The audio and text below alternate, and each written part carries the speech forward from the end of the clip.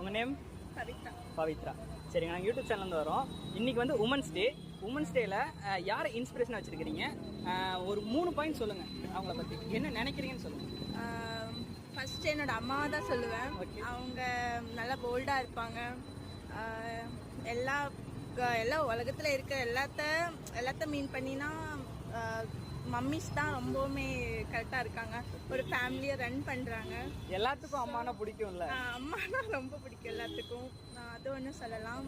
அப்புறம் வந்துட்டு வேற என்ன சொல்கிறது, அவங்க வந்துட்டு கேர்ள்ஸ்னால் ஒரு நல்ல, இப்போல்லாம் யாரும் பயப்படுறதில்ல. இப்போ பைக் எல்லாருமே ஓட்டுறாங்க, கார் ஓட்டுறாங்க.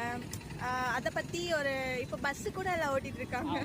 பஸ்ஸு கூட பார்த்தேன். அது கூட பாராட்டலாம். கேர்ள்ஸ் வந்துட்டு நல்லா இப்போ இம்ப்ரூவ் ஆகிட்டு இருக்காங்க. இப்போ தனியாக கூட போகிறதுக்கு யாரும் பயப்படுறதில்ல. இப்போ அவங்களும் நல்லா போல்ட் ஆகிட்டாங்க ஒரு எதாக இருந்தாலும்.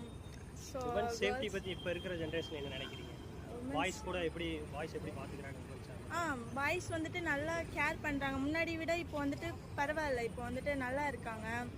யாரை பார்த்தாலும் சிஸ்டர்னு சொல்கிறது முன்னாடி விட இப்போ பரவாயில்ல. உங்கள் அம்மாவை பற்றி ஒரே ஒரு லைன் சொல்லணும் அப்படின்னா என்ன சொல்லுவீங்க? உயிர் தான் சொல்லுவேன். இல்லை, எதனால ஃபேவர் அவங்க? எனக்கு இந்த விஷயத்தில் எனக்கு ரொம்ப பிடிக்கும் அப்படின்னு சொல்லுவீங்களா? அதுதான் எனக்கு ரொம்ப பிடிக்கும். எந்த ஒரு விஷயத்துலையும் என்னை விட்டு கொடுக்க மாட்டாங்க.